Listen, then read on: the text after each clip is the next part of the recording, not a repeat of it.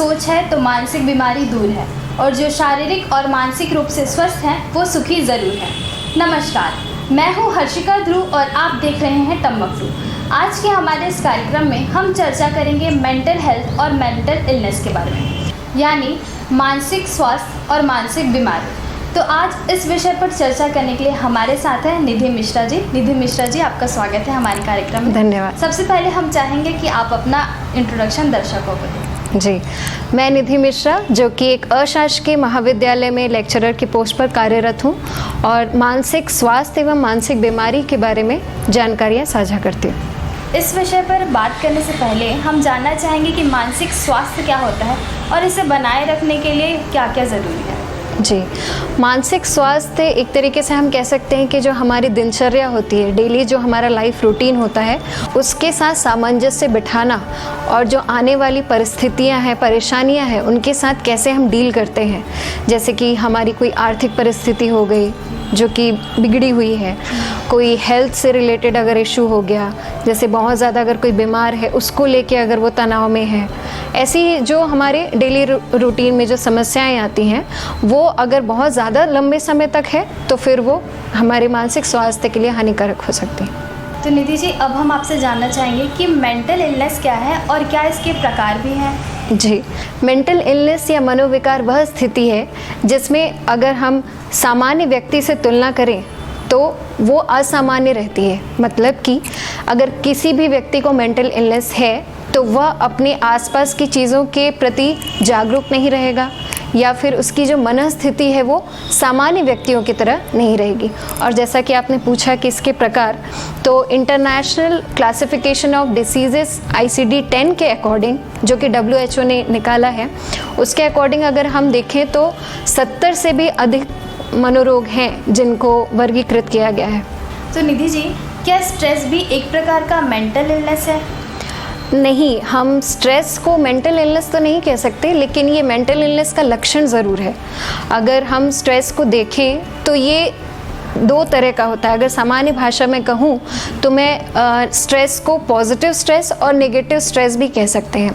Positive stress का मतलब है कि जो हम डेली रूटीन में, जैसे हमको कोई काम करना है, उसके लिए जो अंदर से हमारी इच्छा आती है किसी भी काम को पूरा करने के लिए, तो वो जो अंदर से मोटिवेशन आता है उसको हम पॉजिटिव स्ट्रेस के तौर पे ले सकते हैं। और नेगेटिव स्ट्रेस का मतलब है जो भी हमारी परिस्थितियां हैं, जो कि बुरी परिस्थितियां हैं, जैसे कि आर्थिक स्थिति अगर हमारी सही नहीं है, या फिर कोई, जैसा मैंने पहले कहा था कि कोई इलनेस है, या फिर परिवार में भी अगर कोई समस्याएं हैं, उसकी वजह से अगर हम स्ट्रेस ले रहे हैं तो वो हमारे लिए हानिकारक होगा, हमारे मानसिक स्वास्थ्य के लिए हानिकारक रहेगा।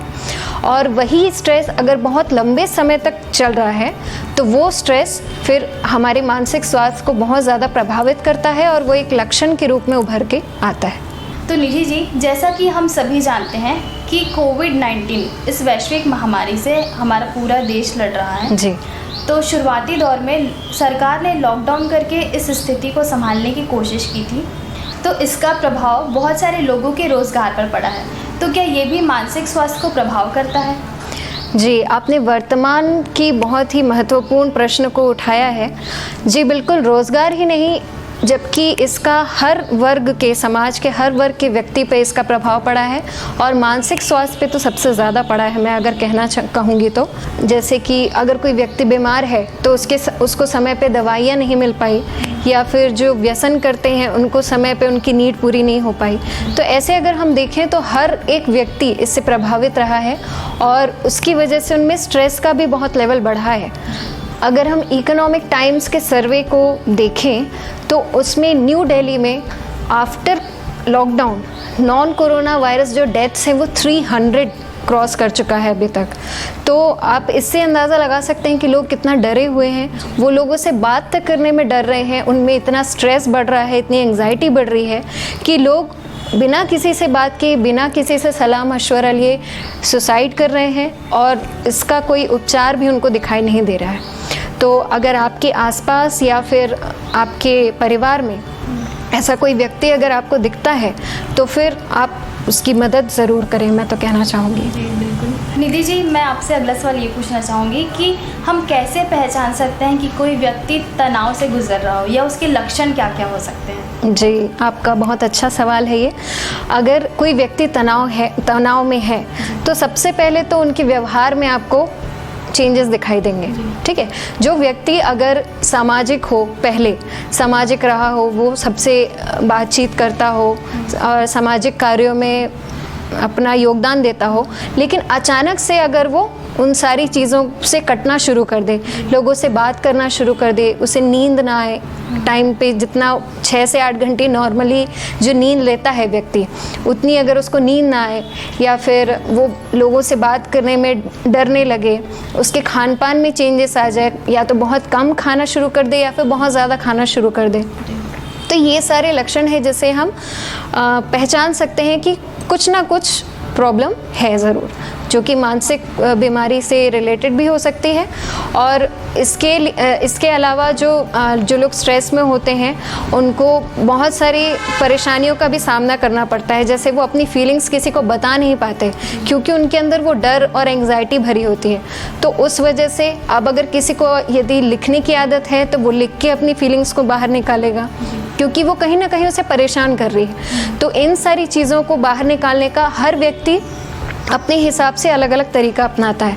कुछ लोग लिख के अपनी फीलिंग्स को बाहर निकालते हैं, कुछ लोग जो उनके लव्ड वन है, जो उनकी केयर करते हैं, उनसे अपनी प्रॉब्लम शेयर करते हैं। तो अगर उन्होंने प्रॉब्लम शेयर कर दी, तब तो उनकी एंग्जाइटी बाहर आ जाएगी। लेकिन अगर उन्होंने अपनी प्रॉब्लम्स किसी से शेयर नहीं की, तो वो अंदर ही अंदर घुटते रहेंगे, और फिर हो सकता है कि वो डिप्रेशन में आके सुसाइड जैसा खतरनाक कदम उठा सकते हैं। तो इसके उपाय क्या है, और हम कैसे अपना योगदान किसी की ज़िंदगी बचाने में कर सकते हैं? जी, आज भी हमारे देश में लोग इस बारे में बात करने से झिझकते हैं।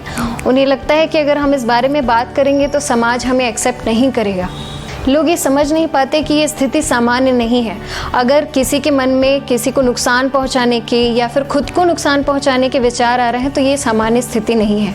तो उसके लिए हम बहुत सी चीज़ें कर सकते हैं। हमारा जो रोज़मर्रा की हमारी जो लाइफस्टाइल होती है, उसको हम चेंज कर सकते हैं। अपनी फीलिंग्स को शेयर कर सकते हैं। अगर कंटिन्यू आपके दिमाग में नेगेटिव थॉट्स आ रहे हैं, या फिर कोई ऐसी फीलिंग है जो कि आपको लग रही है कि सही नहीं है, तो उसको आप शेयर कर सकते हैं। अपनी पसंद का म्यूज़िक सुन सकते हैं, अच्छी बुक्स रीड कर सकते हैं, ध्यान कर सकते हैं। ध्यान सबसे लाभकारी रहता है मानसिक स्वास्थ्य के लिए, मानसिक रोगियों के लिए भी। तो ये सारी चीज़ें आप कर सकते हैं। निधि जी, ये तो हुई स्ट्रेस और मेंटल डिप्रेशन की बात।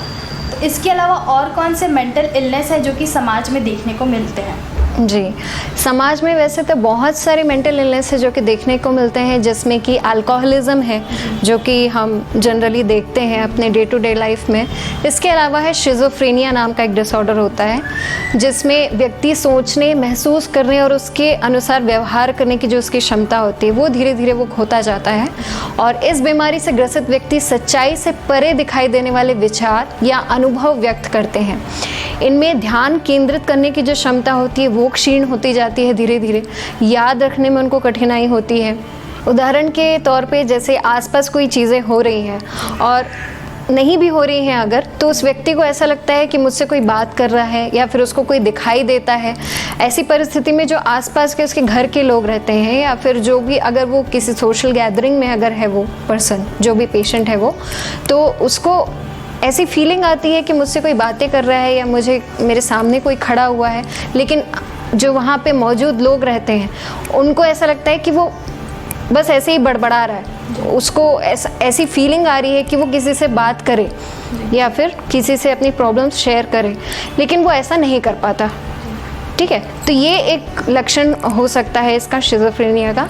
और इसके अलावा अगर हम समाज के अलग अलग वर्गों को देखें, तो हर वर्ग में मेंटल डिसऑर्डर आपको देखने को मिलेंगे। जैसे कि अगर बच्चों में हम देखें, तो attention deficit hyper activity disorder होता है, जिसमें कि जो बच्चे होते हैं, स्पेशली जो स्कूल गोइंग जो एज होती है, डेवलपमेंटल स्टेज होती है, उस एज के बच्चों में हाइपर एक्टिविटी बहुत देखने को मिलती है। वो शांत कभी भी एक जगह पे नहीं बैठ सकते। इसके अलावा ऑटिज़म एक डिसऑर्डर है। फिर डिसलेक्सिया, आपने मूवी देखी होगी तारे ज़मीन पर, उसमें जो दर्शिल का किरदार था, उसको डिसलेक्सिया था। इसके अलावा और भी कंडक्ट डिसऑर्डर वगैरह जो है, ये सारे डिसऑर्डर्स जो है मेंटल इलनेस से रिलेटेड होते हैं।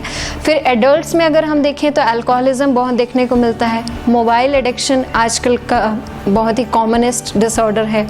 और इसके अलावा कंडक्ट डिसऑर्डर है, पर्सनालिटी डिसऑर्डर है जो कि एडल्ट से रिलेटेड है। फिर ओल्ड एज में अगर हम देखें तो डिमेंशिया, जिसको हम भूलने की बीमारी कहते हैं, जो कि एज के साथ साथ बढ़ती जाती है। अल्जाइमर्स डिसीज़ है, डिप्रेशन है, जो कि ओल्ड एज पीपल में ज़्यादा देखने को मिलता है। तो ये सारे डिसऑर्डर्स हैं। निधि जी, तो हमने ये जाना कि शारीरिक स्वास्थ्य की तरह मानसिक स्वास्थ्य भी ज़रूरी है, तो हम इसे हमेशा कैसे बनाए रख सकते हैं? जी, अब रोज़मर्रा की ज़िंदगी में स्ट्रेस तो आना ही है, उससे आप पीछा छुड़ा नहीं सकते।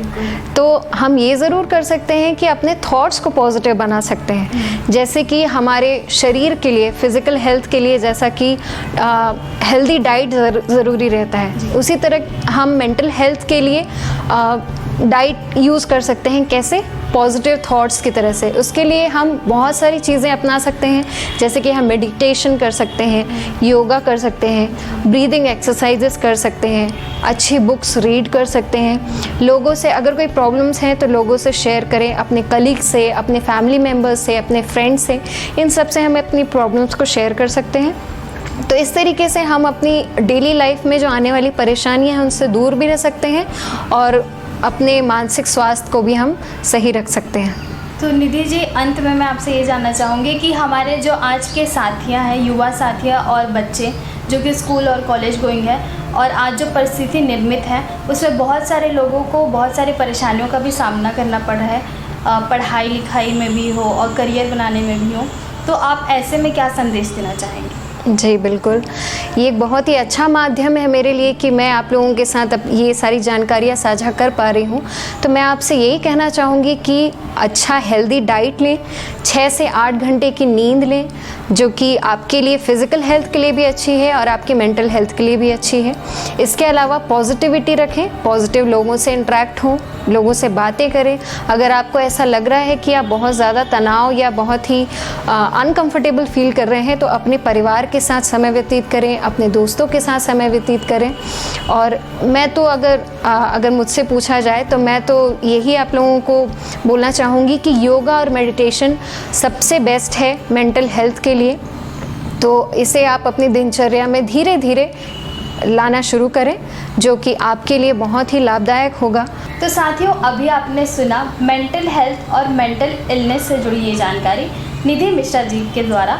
तो इसके लिए मैं धन्यवाद देना चाहूँगी निधि मिश्रा जी का। बहुत बहुत धन्यवाद निधि जी कि आप यहाँ आई, हमसे जुड़ी और हमें इतनी सारी जानकारी दी जो कि बहुत उपयोगी है, और हम कोशिश करेंगे कि इसे अपनी दिनचर्या में लाएं और अपनी भी मदद हो सके, किसी तनाव से ना गुजरें उस चीज़ के लिए, और ताकि हम दूसरों की भी मदद कर सकें। इसके लिए बहुत बहुत धन्यवाद। धन्यवाद आपका भी। दोस्तों, कहते हैं कि मन के हारे हार है और मन के जीते जीत। कभी अपने मन से ना हारें, अपनी परेशानी और चिंताओं से लड़ें और सकारात्मक सोच के साथ इनका सामना कर अपने आप को आप किसी भी परिस्थिति से ऊपर ला सकते हैं। तो इसी सकारात्मक सोच को बरकरार रखें और चिंताओं से मुक्त रहकर जीवन आनंद से व्यतीत करें। तो दीजिए मुझे इजाज़त हर्षिका ध्रुव को और स्वीकार करें मेरा नमस्कार।